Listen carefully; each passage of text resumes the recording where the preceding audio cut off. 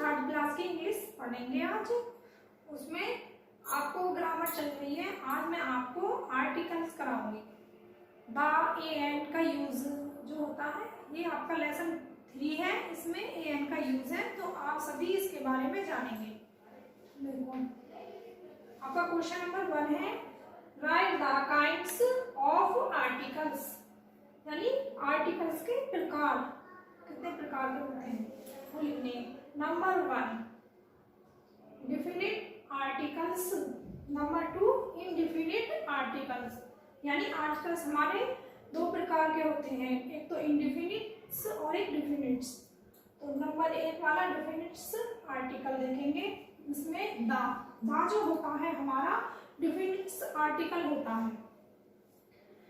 The is the डिफिनिट्स article, यानी the हमारा डिफिनिट्स article है। It is used before an important person, इसका use जो हम करते हैं एक इम्पोर्टेंट यानी महत्वपूर्ण पर्सन के लिए करते हैं। जब महत्वपूर्ण पर्सन कोई आता है उससे पहले करते हैं, बिफोर मींस पहले। और things river, things river, ocean, famous, books, EPIC means होता है हमारे काव्य जो होते हैं रामायण महाभारत, उनके नाम से पहले ही लगाते हैं। द नेशंस यानी जो राष्ट्र होता है, राष्ट्र का नाम उससे पहले भी लगता है।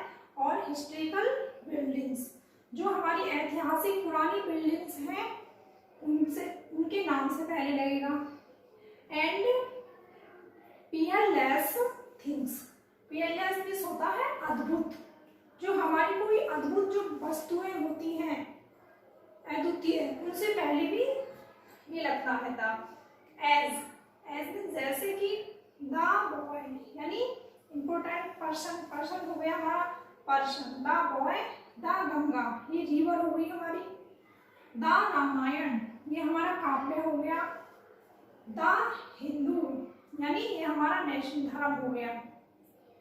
ETC आदि ऐसे भी जो भी कोई वर्ड है हमारे, यानी important person, important things, rivers, ocean और famous books, epic, nations, historical buildings and peerless things, ये भी जो हमारी ये वस्तुएं सारी, उनसे पहले हमें दा लगाना होता है, इसका यूज उसमें करते हैं। तो जैसे कि मैंने बताया आपको example, the boy, the Ganga, the Ramayan, the Hindu, ETC।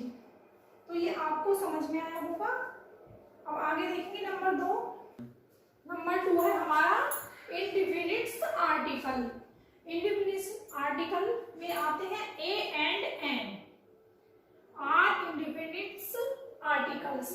ए और एन जो होते हैं हमारे, ये दोनों इनडिफिनिट्स आर्टिकल होते हैं।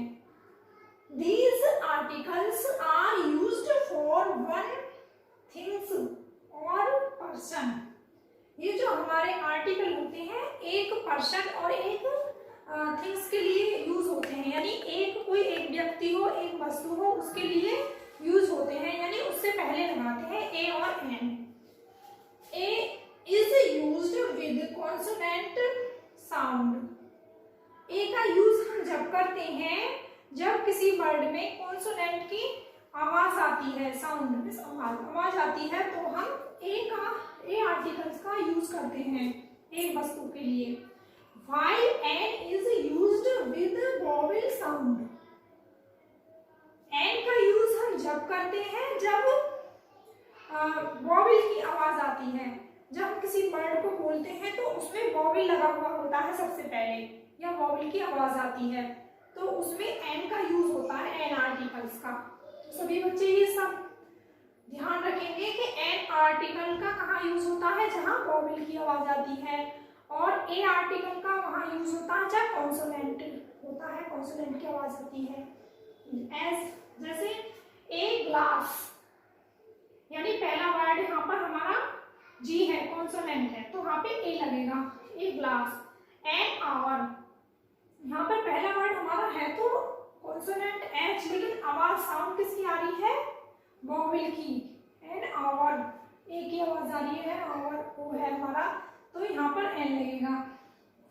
अब ए टॉय, टी हमारा कॉन्सोनेंट हो गया तो ए आ गया, ए आर्टिकल। इस तरीके से एन आउल, वो हमारा वॉवेल है तो यहाँ पर एन लगेगा, एन आर्टिकल। ऐसे यहाँ पर एन होनेस्ट, यहाँ पर भी ए हमारा साइलेंट है, वो यानी वॉवेल की आवाज आ रही है यहाँ पर, तो एन। तो सभी बच्चे ये ध्यान, तो ये एन ऑनेस्ट हो गया, यहाँ पर भी एन आएगा। तो आप सभी बच्चे समझ गए होंगे द और ए एन का यूज कहाँ पर हुआ है। तो सभी बच्चे इसको अपनी नोटबुक पे करेंगे और समझेंगे, एक दो बार पढ़ेंगे तो समझ में आ जाएगा। और मैंने आपको ये समझाया है, इसके मैंने कुछ आपको ये घर के लिए दिए हैं, ये आपको करने हैं अपना अपनी समझ से। राइट एन और एन ईच वर्ड, यानी कुछ वर्ड है जो इनके आगे आपको ए और एन का यूज करना है। अब सभी बच्चे इनको समझकर कर लेंगे, तो सभी बच्चों को ये करना है, ठीक है, उनके आगे लिखना है। आज आपका ये वर्क रहेगा। धन्यवाद।